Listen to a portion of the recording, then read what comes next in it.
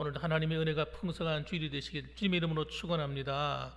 예, 우리 옆에 분들하고 한번 인사하십시다. 우리 참 잘 오셨습니다. 하나님은 당신을 사랑하십니다. 예, 오늘도 잘 되고 있습니다. 아멘. 네, 하나님이 함께 하시는 삶은 여러분 잘 될 수밖에 없어요. 예, 하나님과 동행하지 않고 하나님의 은혜를 저버리고 사는 게 문제지. 예, 하나님을 의뢰하고 하나님과 함께하면 하나님께서 과정인 울퉁불퉁한 길이 있을 수 있으면은 주님께서는 말 약속하셨어요. 모든 것이 합력하여 선을 이루게 하겠다. 예, 로마서 8장에 그렇게 약속하셨습니다. 그렇기 때문에 오늘도 우리 하나님께 소망을 두고 예배하는 복된 시간 되었으면 좋겠습니다. 네, 오늘은 저는 본문의 말씀을 가지고 예수님은 누구신가 시리즈로 5번째 말씀 전하겠습니다. 예, 예수님은 어떤 분입니까? 어머니에게 효도하신 분이다. 그런 말씀으로 어버이 주일 설교를 하겠습니다. 예, 오늘이 5월 8일입니다. 공교롭게도 5월 8일하고 주일하고 겹쳤는데요. 5월 8일 어버이날이 되면 대부분의 많은 자녀들은 부모를 찾아갑니다. 아무리 무슨 바쁜 일이 있거나 멀리 떨어져 있지 않는 이상은 찾아가기도 하고, 또 부득이하게 못 가면은 용돈을 붙여드리고, 예, 또 그렇게 하죠. 예, 자녀된 도리라서 그런 겁니다. 부모를 공경하는 것이 우리 다른 나라는 모르겠습니다만 우리나라는 아주 중요한 거죠. 중요한 문화예요. 예, 그래서 효도가 뭔가, 효도를 잘해야 되는데 효도가 뭔가, 국어 사전 같은 데 보면 이렇게 나와 있습니다. 부모를 잘 섬기는 도리가 효도다, 이렇게 나와 있어요. 예, 부모를 잘 섬기는 도리래요. 아주 간단한 게 정의가 되어 있습니다. 그럼 도대체 어떻게 해야 부모를 잘 섬기는 걸까요? 그러면 보통 우리나라는 유교적인 전통을 갖고 있기 때문에 그 유교의 전통을 보게 되면 부모님에 대한 예절을 잘 지키는 것이 효도라고 그렇게 생각하고 있습니다. 부모에 대한 예절, 그래서 부모 앞에서는 말과 행동도 조심하는 거예요. 함부로 말하지 않죠. 함부로 말하지 않습니다. 부모의 마음을 아프게 그냥 앞에서 함부로 말을 한다든지 이런 것은 안 되죠. 버릇이 없는 행동이라고 그렇게 생각하는 겁니다. 행동도 조심합니다. 행동도 조심해요. 그래서 우리나라는 보면 스승의 그림자도 밟지 않는다고 그랬어요. 스승의 그림자. 부모도 그런 마음으로 섬기는 거예요. 그리고 이름 석자도 함부로 안 불러요. 그래서 유교에 보게 되면 이름도 부를 때 우리 아버지 이름을 조남이 누구 어떻게 됩니다라고 말할 때도 함부로 말하잖아요. 김자, 종자, 호자 이런 식으로, 이런 식으로 말씀하죠. 그러고 나면 돌아가신 다음에도 부모의 묘를 잘 섬깁니다. 그래서 어머니 아버지를 모신 그 묘를 잘 가꾸고 돌보고, 그렇게 하죠. 그 제사를 드리고, 이 예절이 예절, 부모에 대한 예절을 지키는 겁니다. 그래서 이 부모에 대한 이 예절이 어떻게 보면요, 마음보다도 이 외적인 모양이 많이 치우쳐 있는 것이 이 유교의 전통입니다. 그럼 기독교의 예절과는 어떻게 다를까요? 기독교에서는요, 효를 굉장히 강조를 해요. 아예 십계명에다가 효에 대한 내용을 기록 딱 집어넣어 놨어요. 네 부모를 공경하라. 주 안에서 네 부모를 공경하라. 그래서 공경하는 자에게 하나님께서 이런 복을 주신다. 이렇게 도장을 찍어 놓을 정도로 굉장히 중요하게 여기고 있어요. 하나님 다음으로 부모예요. 우리 기독교는 하나님 다음에 부모를 잘 모셔야 됩니다. 그런데 그럼 어떻게 하는 것이 과연 이 부모를 잘 모시는 건가? 이 성경을 보면 자세히 나와 있는데, 부모를 공경하는 것이 유교와는 조금 다른 부분이 있는데 어떤 것이냐면 마음을 다하는 겁니다. 그러니까 우리 외적인 모습은 기본이고 마음으로부터 우러나야 돼요. 우리가 하나님을 섬기는 것도 마찬가지예요. 껍데기만 섬기는 것이 아니라 마음으로부터 섬겨야 돼요. 하나님이 바리새인들을 왜 책망했습니까? 그들이 외적인 것을 본받아라, 그렇지만 한 가지 본받지 말아야 될 것이 있는데 그들이 이중성은 본받아서는 안 된다 했어요. 예. 겉과 속이 다른 거예요. 그러니까 하나님을 섬길 때도 어떻게 섬겨야 돼요? 마음과 행동이 일치해야 되는 거예요. 마찬가지로 부모를 공경하는 것도 마음과 행동이 일치해야 돼요. 예. 어쩔 수 없이 마지못해서 어떤 목적을 가지고 부모를 대하면 안 되는 겁니다. 예수님도 보시면 예수님의 생애도 그래서 여러분 우리에게 본이 되는 것은 그분 자신이 부모에게 효도했습니다. 효도했어요. 자, 먼저 우리 첫 번째 살펴야 될 것은 소년 시절입니다.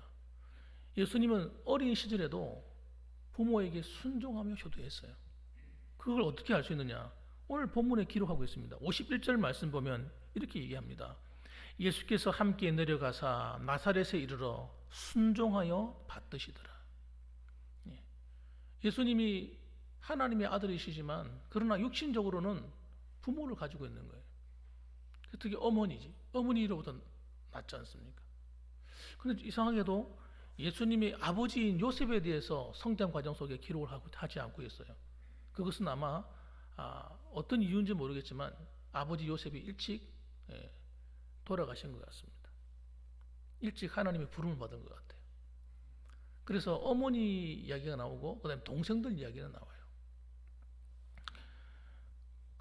예수님께서는 함께 내려가서 나사렛에 이르러 순종하여 받으시더라. 그럼 이 나사렛은 어떤 곳입니까? 예수님이 자랐던 어릴 적 고향입니다. 태어난 곳은 아니에요. 태어난 곳은 어디 태어났죠? 베들레헴에서 태어나셨죠. 부모가 호적하러 내려갔다가 임신한 상태에서 내려갔다가 베들레헴에서 아이를 낳게 됐어요. 그래서 사실은 태어난 곳과 자라는 곳이 다릅니다. 그래서 예수님은 나사렛에서 자라셨는데 그 고향 나사렛에서 어머니와 아버지와 함께 살면서 또 부모에게 순종하며 살았다 하는 것을 아주 간단하지만 분명하게 기록해 놓은 거예요. 이것은 여러분 너무나 당연한 거예요. 하나님께서도 원하시기 때문에 그렇습니다. 에베소서 6장 1절 보면 뭐라고 얘기하냐면 자녀들아 주 안에서 너희 부모에게 순종하라. 이것이 옳으니라. 이렇게 기록했어요. 부모에게 순종하는 것이 옳다는 거예요. 옳다는 겁니다. 어떻게 섬겼는지 분명한 건 알 수 없지만 한 단어로 설명하고 있어요. 순종. 순종은 뭡니까? 부모의 말에 순종했다는 거예요. 부모가 어떤 말을 할 때 거역하지 않았다는 걸 얘기하는 겁니다. 여러분, 부모가 하는 말은 대부분 자녀들을 위해서 하는 말일 확률이 되게 높습니다. 그렇죠. 부모가 자식이 안 되라 하기 위해서 말하진 않잖아요. 부모들은 그래서 또 때로는 잔소리처럼 듣잖아요. 아이고 아버지 좀 그만하세요. 엄마 좀 그만하세요. 했던 말 또 하시지 마세요. 다 알아요. 네, 알아요. 왜 그렇게 반복해서 말할까요? 자식을 사랑하는 마음에서 나오는 발로입니다. 마음에서 나오는 거예요. 아이들이 좀 잘 됐으면 좋겠다. 우리 아이가 잘했으면 좋겠어.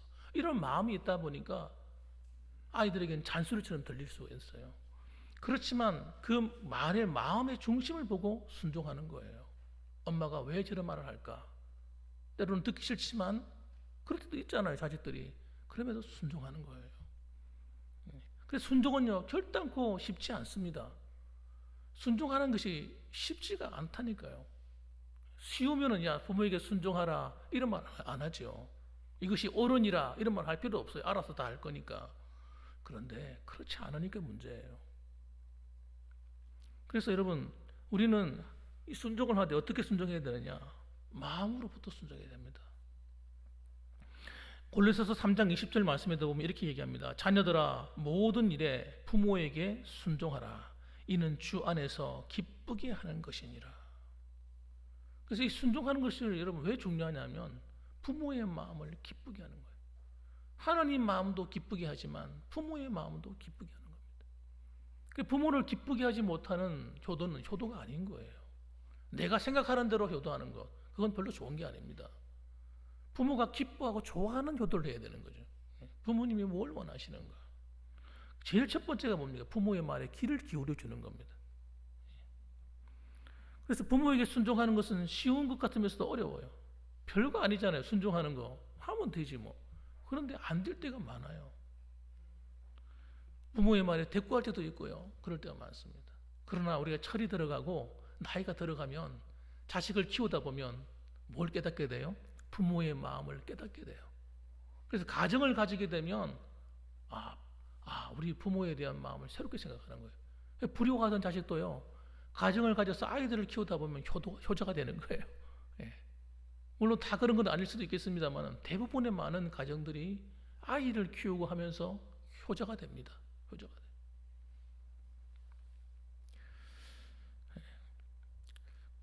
그래서 여러분, 우리가 하나님 앞에서 하나님이 기뻐하시는 가장 중요한 것, 하나님을 잘 섬기는 것도 중요하지만 가정에서 부모에게 효도해서 부모를 기쁘게 해드리는 것, 그것 또한 너무나 중요하다. 그것도 우리 신앙생활의 가장 중요한 부분이다는 걸 잊지 말아야 됩니다. 그래서 어떤 사람들은 부모에게 막 물질도 돈도 많이 드리고 뭐 그것도 많이 해드리고 이런 걸 자랑하는 분도 있어요. 그래서 사실은 그건 전 두 번째라 생각해요. 아무리 좋은 걸 해줘도 부모가 마음에 기쁨이 없으면 그건 진짜 효도가 아닌 거예요. 부모가 원하는 것은 하지 않으면서 돈 갖다 주고 뭐 아무리 뭐 좋은 집을 사주고 그게 무슨 부모에게 기쁨이 되겠습니까? 그래서 여러분, 저는 생각합니다. 부모가 뭘 내게 원하는가, 그 말에 귀를 기울이시는 것 정말 중요하다.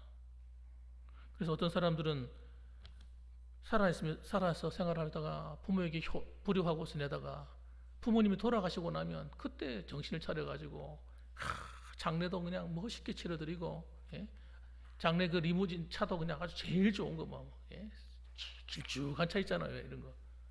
이런 거에다가 그냥 삐까번쩍하게 좋은 무덤에다가 돈 많이 들여가지고, 그게 무슨 소용이 있겠습니까, 여러분? 부모에게 효도하는 건 여러분, 돌아가시고 나면 효도할 기회가 없는 거예요. 그게 무슨 효도입니까? 진짜 효도는 여러분, 살아계실 때 효도하는 거예요. 살아계실 때.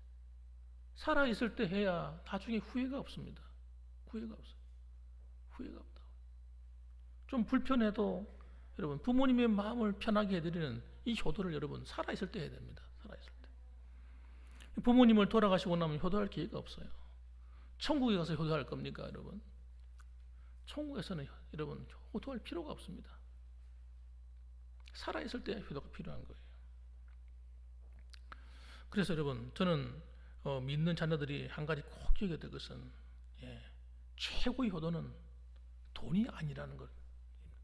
돈이 아니라는 겁니다. 물론 돈 주면 좋죠. 저도 자녀들이 돈 갖다 주면 좋아합니다만, 그러나 여러분, 그것보다 더 중요한 게 부모의 마음을 편안하게 해주는 겁니다. 그리고 부모님 얼굴을 봐야 되는 거예요. 1년에 한 번도 어떤 자녀들은 집에 오지 않는 자녀들이 있어요. 그건 불효예요, 불효.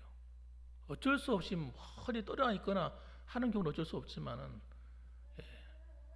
자녀들이 부모를 찾아와 줘야 돼요. 제가 우리 애들이 좀 떠나 있잖아요.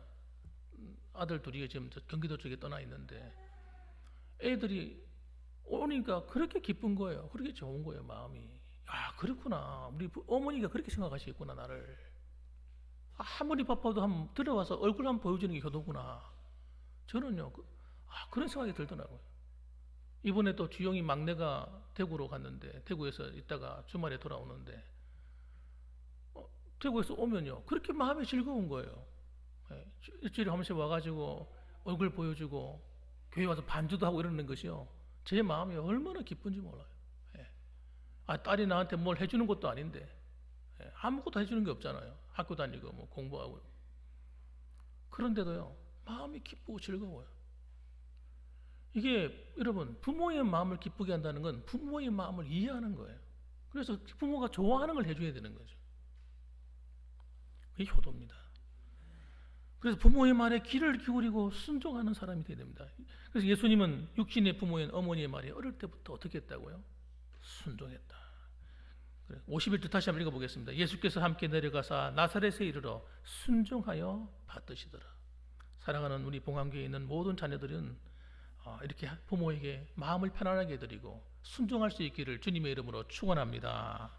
그다음 두 번째는 여러분, 가나 혼인잔치에서 물로 포도주를 만드는 기적을 행하시는 효도입니다. 예수님이 제일 처음 행하신 이적이 바로 이 가나 혼인 잔치의 이적이에요. 물로 포도주를 만드신 사건입니다. 그런데 이 내용을 가만히 읽어보면 이 일은 사실은 예수님께서 계획하지 않은 일이에요. 하고 싶지도 않으셨어요, 사실. 그래서 예수님이 요청하기를 지금 잔치집에 포도주가 좀 떨어졌는데 큰일 났다 이거죠. 그러니까 예수님에게 이 포도주가 떨어졌는데 어떻게 하면 좋냐, 이 문제 좀 해결해 달라는 거예요. 아니 뭐 아들 예수님이 무슨 포도주 만드는 장사도 아니고 한밤중에 그것도 그래서 포도주를 만들어 올 수 있는 입장도 아닌데 공장을 차리고 있는 것도 아니고 말이죠. 포도 농사를 하는 것도 아니고 포도주 창고를 갖고 있는 것도 아니고 어머니가 아들에게 포도주가 없다, 포도주 만들어 달라는 거예요. 그 예수님 속에는 예수님 속에는 어떤 마음이 들었겠어요? 이 어머니 날 불편하게 만드시네. 아직 나는 공생애를 통해서 이제 사역도 시작하지 않았습니다. 어머니, 이제 할 수 없습니다. 안 됩니다. 처음에 거역을 했습니다. 거절했는데 어머니가 계속 요청하는 거예요. 그래서 여러분, 그 요청할 때 어떻게 합니까? 그 아들인 예수님이 어머니에게 순종합니다. 그리고 어머니가 원하는 대로 포도주를 만들어 드려요. 가인들에게 물 항아리가 있는데 그 물 항아리에서 물을 떠서 사람들이 갖다 주어라. 갖다 주는 순간 어떻게 됩니까? 물이 변하여 포도주가 되는 정말 놀라운 기적이 일어납니다. 예수님은 어떠셨어요? 자기가 하고 싶지 않음에도 불구하고 어떻게 하는 거예요? 순종했습니다. 어머니이기 때문에. 여러분, 예수님은 어릴 때뿐 아니라 나이가 30세가 들었을 때에도 어떻게 한 겁니까? 그 당시에 나이가 30살이었거든요. 30살이 되었을 때에도 여전히 이 순종의 자세를 바꾸지 않았다는 거예요. 나는 하고 싶지 않지만 부모가 원하니까 어떻게 해요? 부모님 원하는 대로 순종할 수 있는 것이 신앙이에요. 하나님 기뻐하는 효도입니다. 그래서 순종은 여러분, 부모의 말을 들어주는 것이 부모를 굉장히 기쁘게 만드는 거예요. 부모의 마음을 행복하게 만들어줘요. 부모가 이렇게 해라 하는데 나 안 해요, 어머니. 내하고 안 맞아요. 내 생각은 달라요. 이렇게 똑부러지게 거절하는 이런 자녀들이 꽤 있습니다. 똑똑하죠, 그 친구가. 똑똑한 친구예요. 그런데 그렇지만 부모의 마음은 상하는 거예요. 근데 잘 생각해서 여러분, 그래서 이것이 어떤 이유든지 나쁜 뜻이 아니라고 생각할 때는 먼저 알겠습니다 해놓고 그 다음에 어떻게 다르게 해볼 수 있는 거잖아요. 그런데 무조건 반대부터 해. 나 생각하고 달라. 엄마하고 나 생각 달라. 아버지하고 내 생각 달라. 그러고 그냥 문을 걸어 잠가본다. 마음의 문을. 그것은 굉장히 부모의 마음을 아프게 하는 겁니다. 그래서 여러분, 이런 부모에 대한 순종하는 이 자세가요, 신앙생활에도 톡 드러납니다. 신앙생활에도 보면 여러분, 부모의 마음을 아프게 하고 거역하는 사람들이 신앙생활도 꼭 그렇게 해요.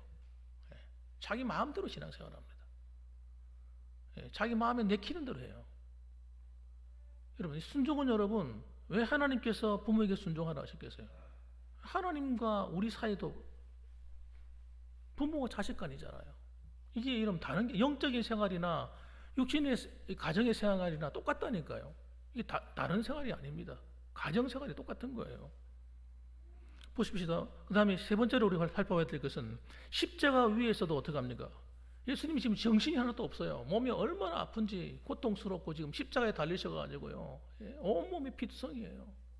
채찍에 그냥 얼마나 얻어맞았는지 등은 다 찢어지고 머리에서 그 가시 면류관을 쓰고 얼마나 얻어맞았는지 머리에서 피가 흘러내리고 가시가 살을 파고 들어와가지고, 그리고 손발은 못이 막혀가지고요 통증이 오죠. 정신이 없는 거예요. 심지어는 창을 가지고 그냥 허리를 찔러서 심장 있는 데까지 찔러 올리고 온몸에 있는 피를 쫙 빼내고 엄청난 고통이 있는 가운데서 그는 누구를 생각합니까? 내가 지금 이 세상을 떠나면 남아있는 어머니가 어떻게 될까? 그 어머니에 대한 마음을 가지고 계신 거예요. 그래서 여러분 십자가 위에서 십자가상의 세 번째 하신 말씀이 뭐냐면 바로 어머니에 대한 부탁의 이야기였습니다. 극심한 고통 가운데 어머니를 생각하는 거예요. 어머니 남은 생애를 염려하는 겁니다. 그래서 부탁하는 거예요. 요한복음 19장 26절 보니까 이렇게 나와 있습니다. 예수께서 자기의 어머니와 사랑하시는 제자가 곁에 서 있는 것을 보시고 자기 어머니에게 말씀하시되 여자여 보소서 아들이니이다. 또 그 제자에게 이르시되 보라 네 어머니라 하신대 그때부터 그 제자가 자기 집에 모시니라 이렇게 나와 있습니다. 그러니까 자기가 끝까지 못 모시는 어머니를 누구한테 부탁한 거예요? 자기가 가장 아끼는 사랑하는 제자인 사도 요한에게 부탁을 한 겁니다. 부탁을 했어요. 사실 그에게 동생들이 없지 않았습니다. 동생들이 있으면 전부 다 아직까지는 나이가 어렸거든요. 나이가 어린 동생들이 있었습니다. 여러분, 그러니까 어머니를 봉양하고 먹이고 입힐 수 있는 사람은 동생이 할 수 없는 일이죠. 그러니까 이 제자인 요한에게 부탁을 한 거예요. 그래서 그런지 모르겠습니다. 요한이 제일 오래 살아남습니다. 제자들 가운데 제일 장수하죠.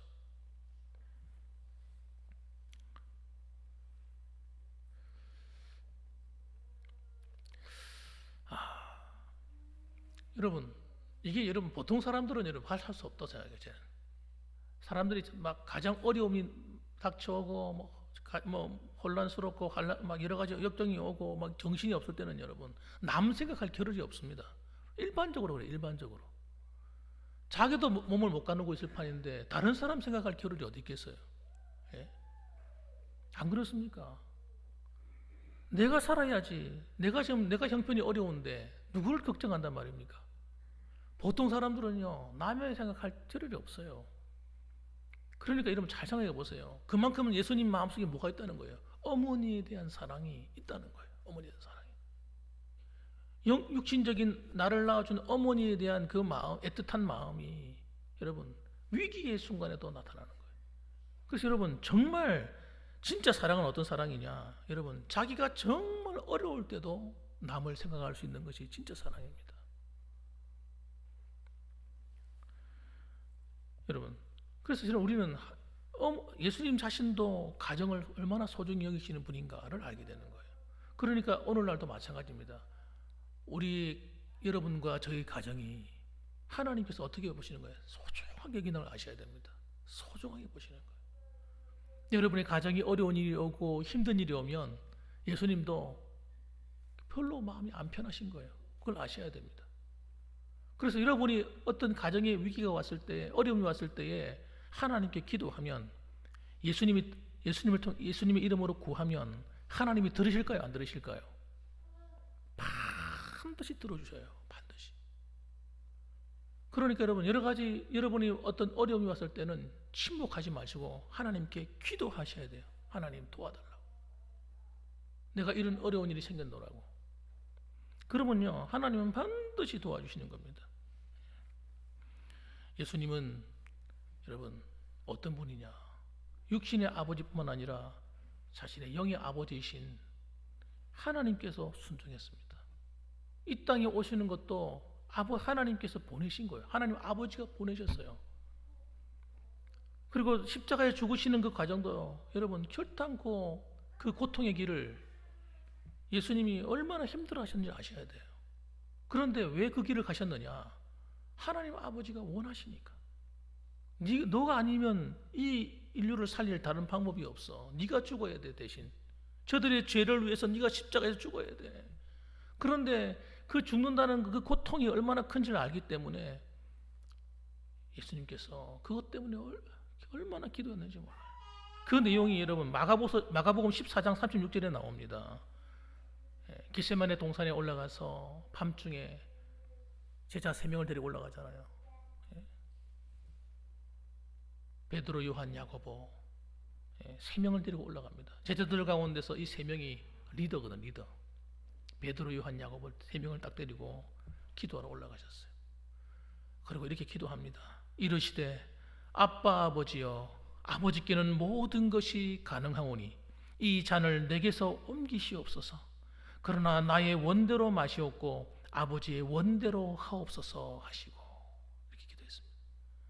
그러니까 처음에는 여러분 어떻게 기도한 거예요? 하나님 아버지, 아빠 아버지, 할 수만 있다면, 가능하시다면 제가 좀 이 고통을 당하지 않고 해결할 수 있도록 또 도와달라고, 이걸 갖고 밤새도록 기도한 거예요. 그 결론이 뭡니까? 그러나 나의 원대로 마시옵고 아버지의 원대로 하옵소서 하고 순종한 겁니다. 예수님이 십자가에 돌아가시는 그 과정은 여러분 아무런 고통 없이, 아무런 문제 없이, 아무런 결단 없이 된 게 아닙니다. 어마어마한 마음의 고통을 가지고 여러분 결단하고 걸어가신 길이에요. 그건 순종의 길이었어, 순종의 길. 우리에게도 또 다른 아버지가 있지 않습니까? 바로 누굽니까? 하나님 아버지죠. 하늘에 계신 우리 아버지요. 여러분, 나를 사랑하시는 하나님 아버지께도, 여러분 육신의 아버지뿐만 아니라 하나님 아버지께도 우리 효도해야 되는 겁니다. 그 신앙생활은 뭡니까? 효도하는 생활이에요. 그래서 하나님이 우리 아버지시고 예수님이 장남이지, 장남. 맏아들이 되시고 우리는 형님 대신, 맏아들 대신 예수님 아래에서 모든 한 형제 자매가 되잖아요. 교회 오면 뭐라고 말합니까? 형제여, 자매여 이렇게 말하잖아요. 요즘은 그런 말을 많이 안 쓰는데 예전에는 그런 말 많이 썼거든요. 교회에서 만나면 형제님, 자매님 이런 말 많이 썼습니다. 왜? 한 가족이니까. 한 가족이니까 형제, 자매 하는 거예요. 그래서 신앙생활은 어려운 게 사실 아니에요. 부모에게 효도하듯이 하나님께 효도하는 게 신앙생활이에요. 하나님의 말씀을 들을 때 우리가 그 말씀이 우리를 향한 말씀이잖아요. 우리를 위한 말씀이거든요. 그 말씀에 순종하는 게 신앙생활이고 그것이 하나님 아버지께 효도하는 생활이에요. 그래서 가정생활과 신앙생활은 다른 게 아닙니다. 똑같은 거예요, 사실은. 딱 뒤집어 놓고 보면 똑같은 거예요. 그래서 여러분, 오늘도 우리가 살아가면서 신앙생활 잘 하시는 분은 이런 분들이에요. 하나님 아버지가 나에게 오늘 나한테 뭘 원하시는가? 우리 하나님 아버지 마음을 편안하게 해드려야지. 그 생각을 하는 거예요. 하나님 아버지를 마음을 편안하게 해드려야지. 하나님께 교도하는 사람, 그 사람이 신앙생활 잘하는 거예요. 그래서 하나님이 기뻐하시는 일은 내가 하고 하나님 기뻐하지 않는 일은 거절하는 거예요. 버리는 거예요. 버려버리고. 신앙생활은 어려운 게 아니에요, 사실은. 굉장히 쉬운 거죠. 가정에서 부모와의 관계가 잘 되어 있으면 하나님과 생활도 잘 되는 겁니다. 어려운 게 아니에요. 가정에서 형제의 관계가 잘 되는 사람은 교회 안에서도 형제의 관계가 잘 되는 거예요. 성도들의 관계가 잘 되는 거예요. 어려운 게 아니잖아요, 사실. 그래서 우리 봉황교회에 나오는 모든 성도님들은 정말 가정에서 부모를 잘 공경하는 것처럼 하나님을 공경할 줄 알고, 또 형제를 서로 사랑하고 우애하는 것처럼 또 우리 교회 성도들 간에 서로 우애하고 사랑하고, 이렇게 해서 하나님 마음을 기쁘시게 하는, 부모의 마음을 기쁘게 하는 저와 여러분들 될 수 있기를 주님의 이름으로 축복합니다. 아멘. 기도하겠습니다.